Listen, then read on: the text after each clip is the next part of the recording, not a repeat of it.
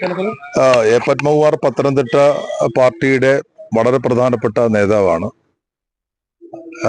Party സംസ്ഥാന സമ്മേളനത്തിൽ സംസ്ഥാന സമിതിയിലേക്ക് തെരഞ്ഞെടുക്കപ്പെടുകയോ ക്ഷണിക്കുകയോ ചെയ്തിട്ടില്ല എന്നൊരു പ്രതികരണം അദ്ദേഹം ആദ്യം നടത്തിയിരുന്നു. എന്തായാലും അത് പാർട്ടി വളരെ ഗൗരവത്തോടു കൂടി തന്നെ അത് പരിശോധിക്കും. അദ്ദേഹത്തിന് സംഘടനാ നടപടി ഉണ്ടാകും. നമുക്ക് അദ്ദേഹം ഇട്ട പോസ്റ്റ് അദ്ദേഹം പിൻവലിച്ചിരുന്നു. അപ്പോ എന്തുകൊണ്ടാണ് അങ്ങനെ ഒരു പോസ്റ്റ് ഇടാനിടയായ സാഹചര്യം, അതാണ് പാർട്ടി പരിശോധിക്കുന്നത്.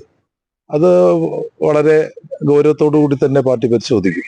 അദ്ദേഹം പ്രധാനമായും പറഞ്ഞ കാര്യം, മന്ത്രി വീണ ജോർജ് പാർലമെന്ററി പ്രവർത്തനം മാത്രമുള്ള ഒരാളാണ്, സംഘടനാപരമായി പാർട്ടിക്ക് വേണ്ടി ഒന്നും ചെയ്യുന്നില്ല, അത്തരം ആൾക്കാർക്ക് പദവി കൊടുക്കുന്നത് ശരിയല്ല, ചതിയാണ്, വഞ്ചനയാണ് എന്നുള്ളതാണ് അദ്ദേഹം പറയുന്നത്. അങ്ങനെയല്ല, മന്ത്രിമാർ അവര് പാർട്ടിയുടെ സംസ്ഥാന സമിതി മെമ്പർമാരല്ലെങ്കിൽ അവരെ സംസ്ഥാന സമിതിയിലേക്ക് ക്ഷണിക്കുക അതൊരു കീഴ്വഴക്കമാണ്. ശ്രീ സി രവീന്ദ്രനാഥ് മന്ത്രിയായിരുന്നപ്പോൾ അദ്ദേഹത്തെ സംസ്ഥാന സമിതി പ്രത്യേക ക്ഷണിതാവായിരുന്നു. വീണ ജോർജ് ജില്ലാ കമ്മിറ്റി അംഗം എന്ന നിലയിലാണ് പാർട്ടിയിൽ ഇപ്പോൾ പ്രവർത്തിക്കുന്നത്. അതുകൊണ്ടാണ് സംസ്ഥാന സമിതിയിലെ ക്ഷണിതാവായി വീണ ജോർജിനെ തീരുമാനിച്ചിട്ടുള്ളത്. മന്ത്രി എന്ന നിലയിൽ വളരെ സ്തുത്യർഹമായ സേവനമാണ് വീണ ജോർജ് നൽകിക്കൊണ്ടിരിക്കുന്നത്. അപ്പോൾ സ്വാഭാവികമായും നയപരമായ തീരുമാനങ്ങൾ ചർച്ച ചെയ്യുന്ന സമിതിയാണ് സംസ്ഥാന കമ്മിറ്റി. അത്തരം സംസ്ഥാന കമ്മിറ്റിയിൽ മന്ത്രിമാർക്ക് പറയാനുള്ള കാര്യങ്ങൾ അത് പറയാനുള്ള ഒരു വേദിയാണ് സംസ്ഥാന സമിതി. അതുകൊണ്ട് തന്നെയാണ് സംസ്ഥാന സമിതിയിലേക്ക് മന്ത്രിമാരെ പ്രത്യേകം ക്ഷണിക്കുന്നത്. മറ്റു മന്ത്രിമാരൊക്കെ തന്നെ സംസ്ഥാന സമിതി അംഗങ്ങളാണ്.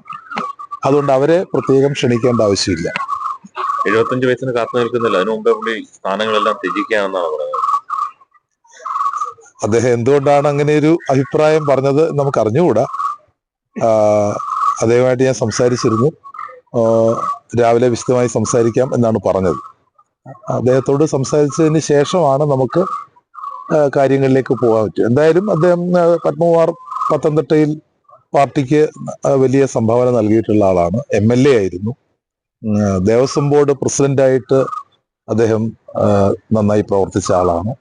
ഇപ്പോഴും പാർട്ടി ഞങ്ങളെല്ലാം ഒരു ടീമായിട്ടാണ് പത്തനംതിട്ടയിൽ പ്രവർത്തിക്കുന്നത്. വളരെ മാതൃകാപരമായ പ്രവർത്തനമാണ് അദ്ദേഹം നടത്തുന്നത്.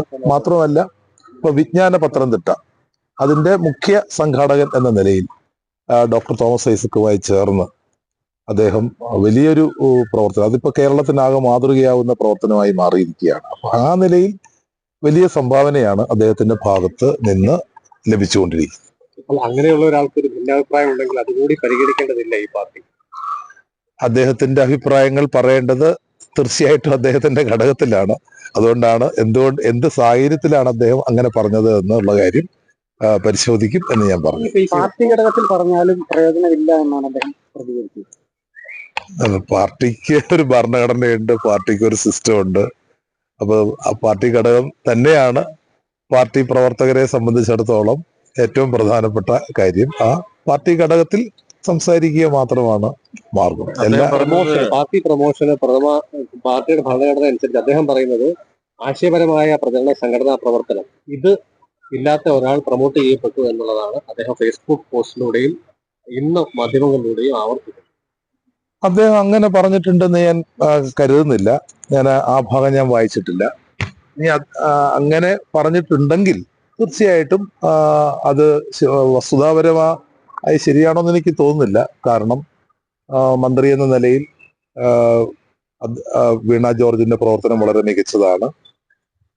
ആറന്മുള മണ്ഡലം പോലെ വിജയിക്കാൻ വളരെ ബുദ്ധിമുട്ടുള്ളൊരു മണ്ഡലത്തിൽ വളരെ മിന്നുന്ന വിജയം 2 തവണ നേടി എന്ന് മാത്രമല്ല, ഏറ്റവും കൂടുതൽ പത്തനംതിട്ട ജില്ലയിൽ തന്നെ ഏറ്റവും കൂടുതൽ വികസന പ്രവർത്തനങ്ങൾ മന്ത്രി എന്ന നിലയിൽ സംസ്ഥാനം ഒട്ടാകെ കേരളത്തിന്റെ ആരോഗ്യം നമുക്കറിയാം.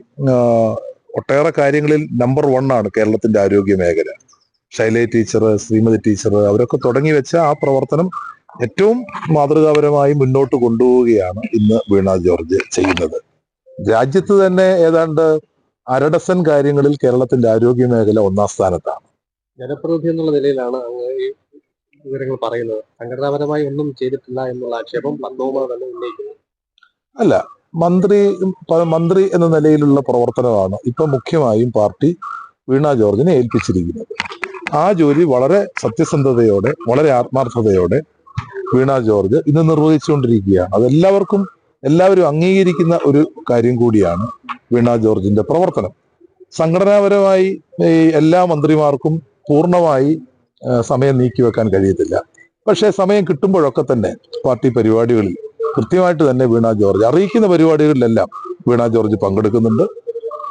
പാർട്ടി ജാഥയിൽ പങ്കെടുക്കുന്നുണ്ട്, അതുപോലെ തന്നെ പാർട്ടിയുടെ പൊതുയോഗങ്ങളിൽ പങ്കെടുക്കുന്നുണ്ട്. ആ നിലയിൽ അവർക്ക് ലഭിക്കുന്ന ആ സമയം പൂർണ്ണമായിട്ടും ഏൽപ്പിക്കുന്ന ജോലികളെല്ലാം കൃത്യമായിട്ട് തന്നെ വീണ ജോർജ് നിർവഹിക്കുന്നു. ഈ ബ്രാഞ്ച് തലത്തിൽ പ്രവർത്തിക്കാൻ തന്നെ ആഗ്രഹിക്കുന്നെന്നാണ് പത്മകുമാർ പറയുന്നത്. തീർച്ചയായിട്ടും അദ്ദേഹം ഇപ്പൊ ജില്ലാ സെക്രട്ടേറിയറ്റ് അംഗമാണ്. എന്തുകൊണ്ടാണ് ബ്രാഞ്ച് തലത്തിൽ പ്രവർത്തിക്കാൻ ആഗ്രഹിക്കുന്നത് എന്ന് നമുക്ക് അറിഞ്ഞുകൂടാ. സമയക്കുറവാണോ എന്നുള്ള കാര്യമൊക്കെ പരിശോധനയിൽ വ്യക്തമാവേണ്ട കാര്യങ്ങളാണ്.